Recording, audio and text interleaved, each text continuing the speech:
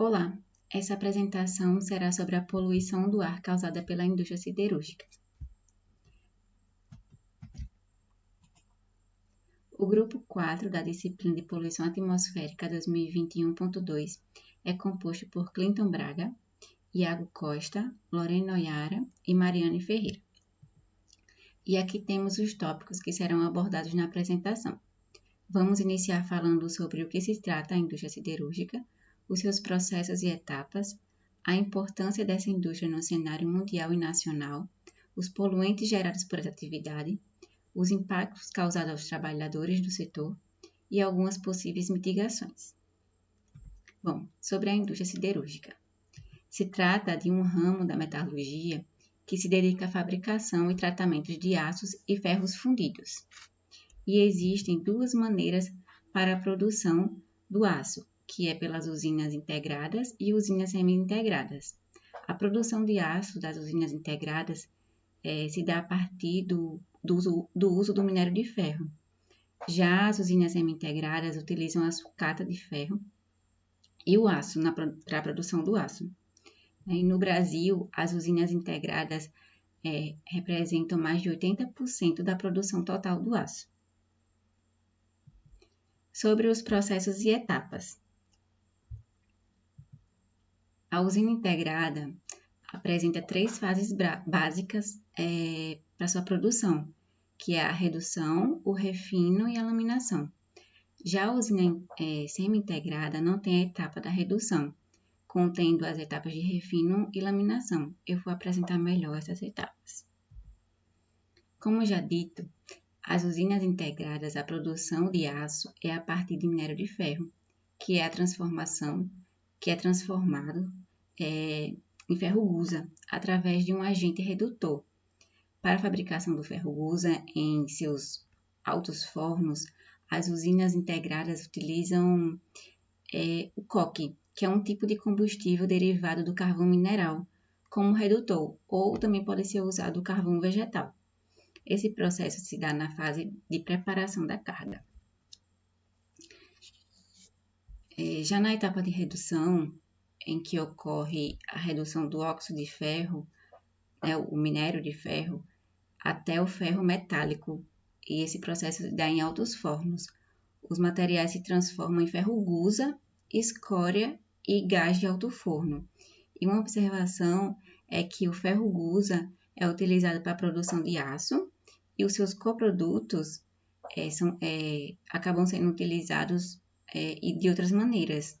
A escória é utilizada na indústria de cimento e o gás ele pode ser utilizado na geração de energia.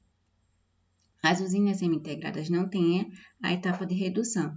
A produção de aço se dá pela fusão da carga metálica, constituída por sucata, o ferro esponja, nas aciárias elétricas, que eu vou falar um pouquinho agora, que se dá na fase do refino. Essa etapa ocorre o ajuste do teor de carbono e a remoção de impurezas, e o ferro-gusa é levado aos fornos de oxigênio nas aciárias para a obtenção do aço. No ligotamento, o material líquido é transformado em sólido, e nesse processo o material é resfriado e transformado em ligotes, que está representados na imagem, blocos, placas e outros formatos. Já a laminação é uma das últimas fases do processo siderúrgico. Nessa etapa, os produtos semi-acabados são processados mecanicamente para serem transformados em produtos como chapas, barras, bombinas, vergalhões ou qualquer outro tipo de formato que seja usado o aço. Os aços eles podem ser classificados em aço carbono ou aço especial ou ligado. O aço carbono apresenta baixo teor de liga, e são mais produzidos e utilizados. Já o aço especial tem um alto teor de carbono. São considerados aços especiais e utilizados em construções mecânicas ligadas inoxidáveis e ferramentas. Quanto ao formato, o aço pode ser classificado em semi-acabados, que são oriundos do lingotamento, né, que formam as placas e blocos ou tarugos, que eles podem ser processados na fase de laminação ou não, né? Os produtos planos são resultados do processo de laminação, cuja largura é extremamente superior à espessura e pode ser transformada em chapas, bombinas, tanto em aço carbono como em aço especial. E os produtos longos também são resultados do processo de laminação, cujas seções transversais são em formatos poligonal, né? Eles são bem maiores, dimensões bem maiores. Também podem ser usados como aço carbono ou especial.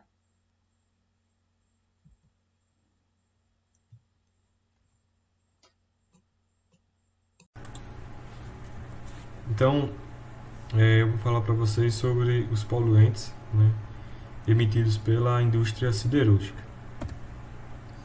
Então, o nosso grupo fez um estudo, né, baseado nas referências que encontramos e chegamos às principais emissões atmosféricas emitidas por essa indústria, que foram material particulado, óxido de nitrogênio, óxido de enxofre, óxido de carbono, metais pesados, compostos orgânicos voláteis, compostos acíclicos aromáticos, dioxinas e furanos.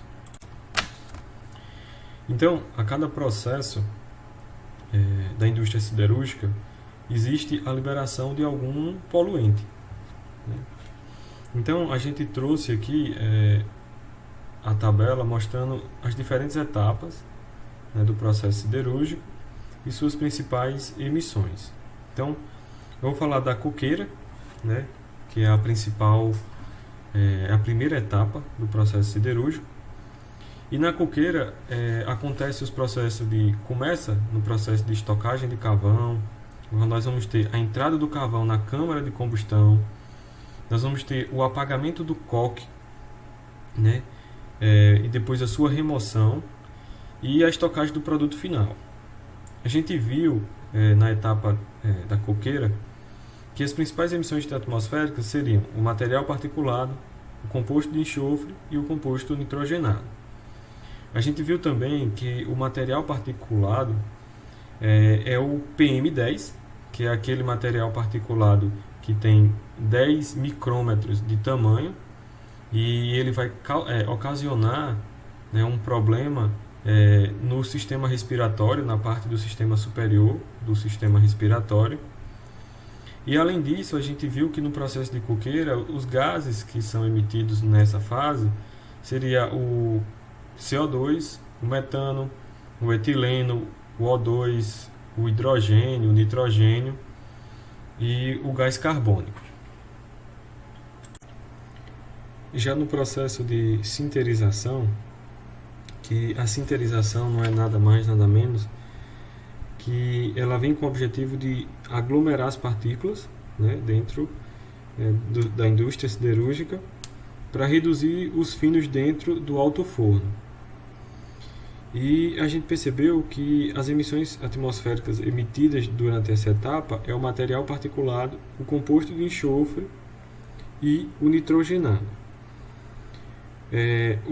No processo de combustão, nós vamos ter a liberação do monóxido e do dióxido de carbono, né? Assim também como o composto de enxofre e o composto nitrogenado.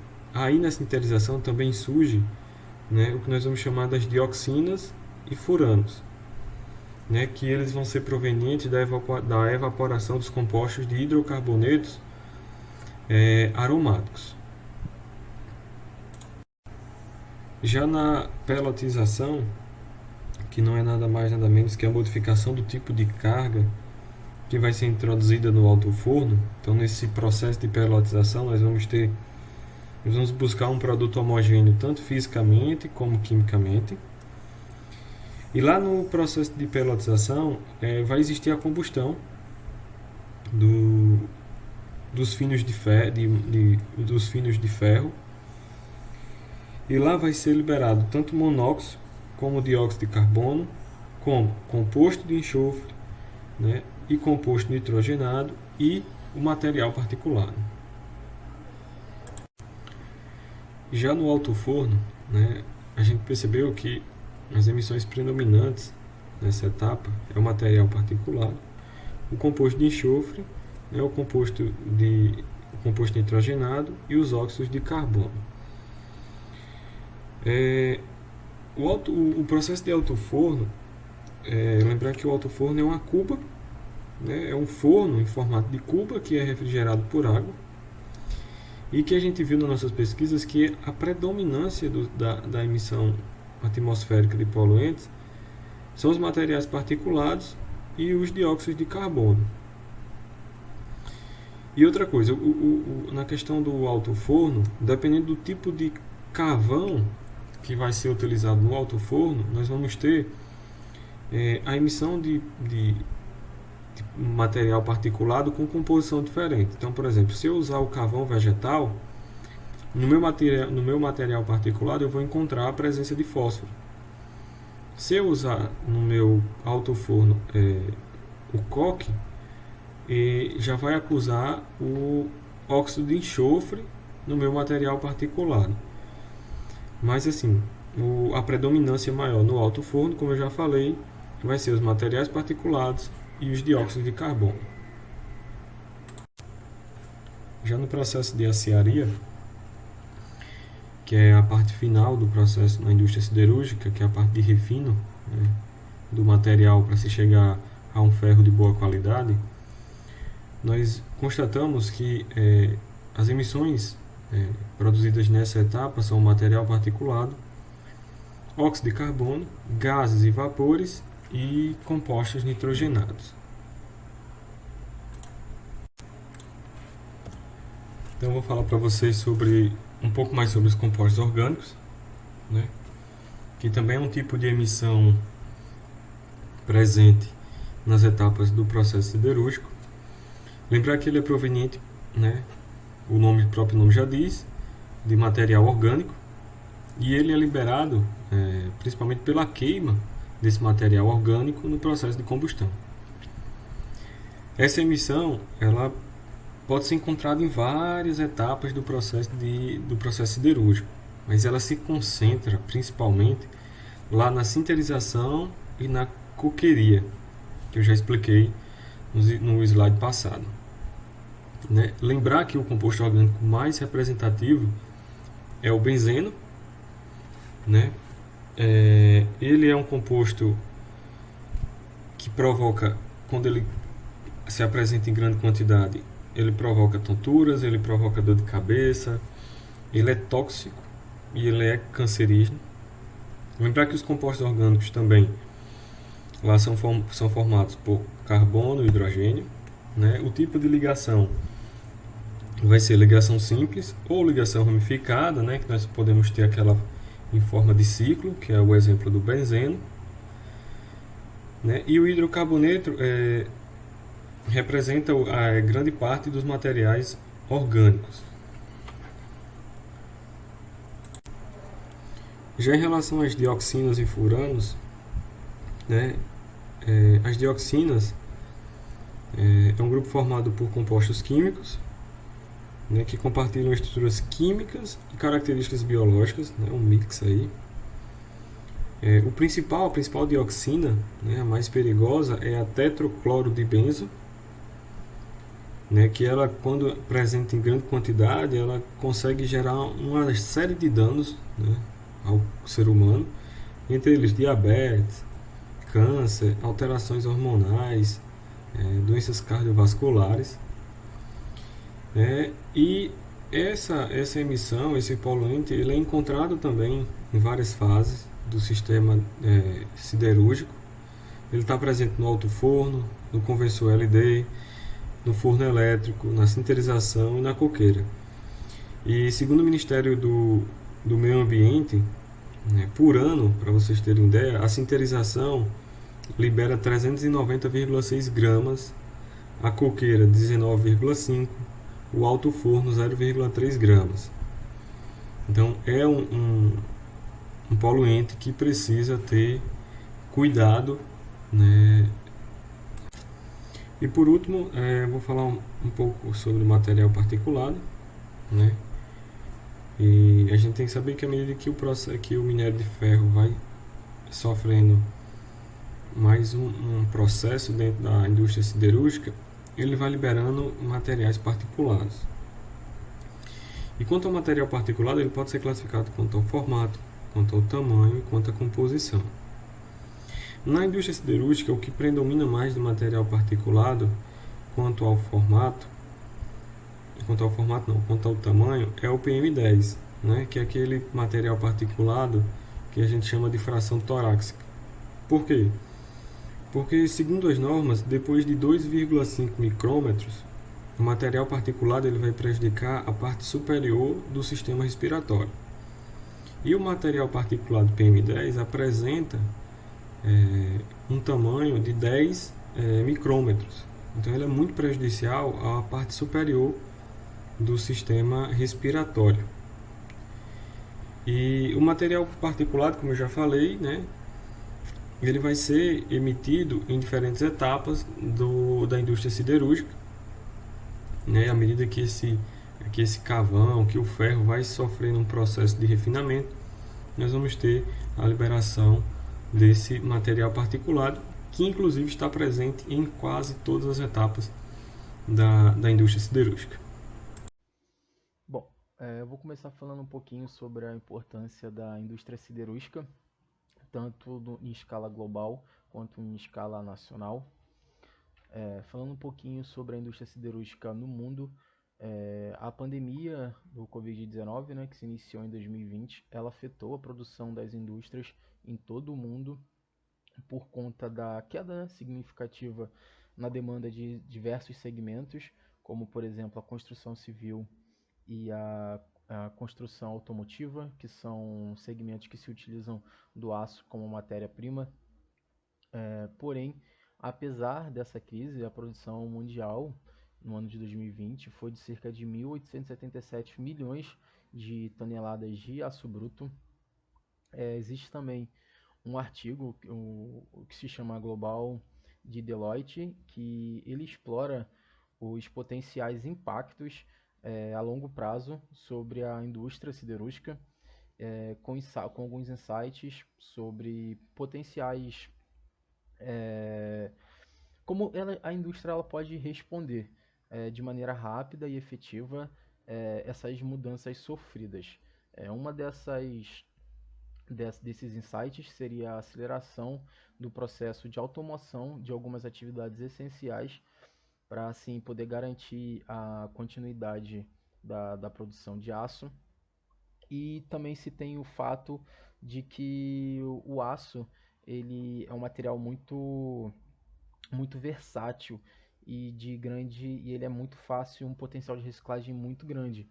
E assim, nesses tempos que a gente vem falando sobre materiais mais sustentáveis, né, energias renováveis, o aço ele acaba se tornou um material indispensável na produção de equipamentos como aerogeradores e painéis solares, e fez com que isso facilitasse também um pouquinho de segurar essa crise, que essa crise não fosse tão grande quanto em alguns outros segmentos fossem.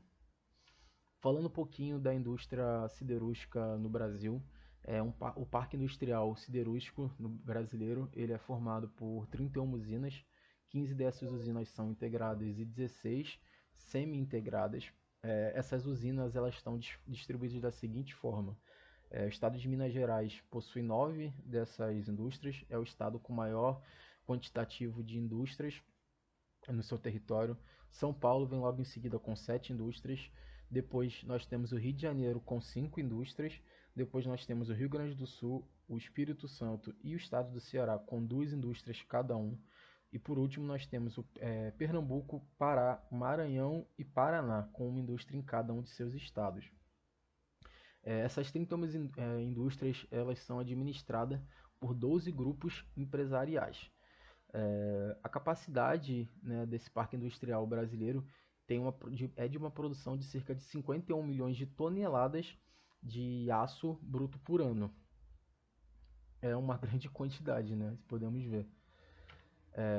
Continuando um pouquinho sobre o Brasil, em 2020 a região sudeste ela foi responsável, né, pela produção de cerca de 27 milhões de toneladas de aço. somando assim, entre todas as regiões, 86% de participação em todo o mercado nacional.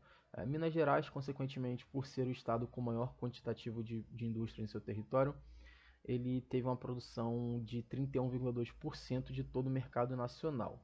Porém, eu falei, como eu comentei, que São Paulo era o segundo estado com o maior número de indústrias em seu estado. Porém, ele fica atrás de alguns outros estados que possuem uma menor quantidade de indústrias, como o Rio de Janeiro, que possui um quantitativo de 29,3% da produção do mercado nacional. Logo depois, nós temos o Espírito Santo com 17,2%, o Ceará com 9,1% de produção do mercado e São Paulo vem depois desses com 8,3% da produção. O Pernambuco é o estado que possui a menor participação em toda essa produção. O Pernambuco chega a quase 1%. O Pernambuco não chega nem a 1% da produção. Os principais setores, né, que consomem o aço no Brasil, em primeiro lugar nós temos a construção civil, bens de capital, indústrias automotivas e fabricantes de eletrodomésticos. Junto esses segmentos, eles consomem cerca de 82,1% de todo o aço que foi produzido no ano de 2020. Aí nós podemos ver que justamente por isso a pandemia, como a pandemia afetou também esses setores, principalmente a construção civil, a indústria automotiva, parou sua fabricação, fabricantes de eletrodomésticos também tiveram que parar. Isso fez com que afetasse diretamente também a produção de aço no Brasil. O Brasil, ele é num ranking de maiores produtores do mundo, ele se encontra em nono lugar. A China, ela lidera esse ranking. No ano de 2020, o Brasil ele teve uma produção de cerca de 31,4 milhões de toneladas de aço bruto produzidas no nosso parque industrial. Dessas 31,4 milhões, cerca de 21,4 milhões de toneladas foram consumidas por mais de 100 países que importam o aço que é produzido aqui no Brasil. Na América Latina, consequentemente, o Brasil ele ocupa a primeira posição na produção de aço, tendo produzido sozinho mais de 55% do total de toda a região.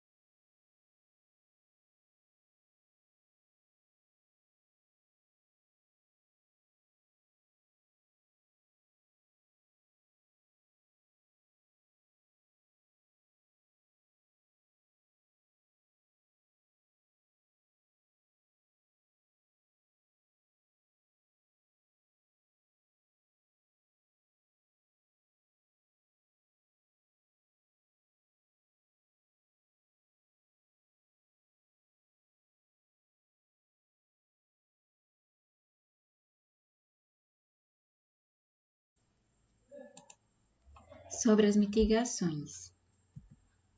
Uma vez que o aço é produzido, ele tem um ciclo de vida infinito, né? Sem perder essa qualidade. Então, sendo assim, a utilização da sucata vai acabar permitir a diminuição do consumo do recurso natural, que não é renovável, e também a diminuição da emissão dos gases do efeito estufa, geradas pela etapa da redução, né, que é para a produção do ferro-gusa, já que as usinas semi-integradas não têm a etapa da redução. Né? Outras medidas para mitigar possíveis emissões é a troca de equipamentos e componentes, a troca de combustível, né, o uso da biomassa ao invés do carvão mineral, a exemplo do carvão vegetal, que inclusive o Brasil apresenta que 11% da produção do aço as indústrias utilizam o carvão vegetal. Né? A utilização de energias renováveis, como energia eólica e solar, na transformação da energia elétrica, e além de processos em que há sequestro de CO2, né? Como a compensação de CO2 no plantio de floresta, que o Brasil, até então, dá um bom exemplo no reflorestamento comparado a outros países que produzem aço. Uma outra medida é a redução de emissões de gases de efeito estufa através do uso do hidrogênio, que é utilizado esse equipamento que se chama espectro de massa. Ele ainda é pouco utilizado e é bastante caro, né? Então, a partir de uma análise de gases de redução de pelotas do minério de ferro, utiliza uma mistura de gás inerte de hidrogênio como redutor desse gás. E aqui são as referências do nosso trabalho, as mais importantes.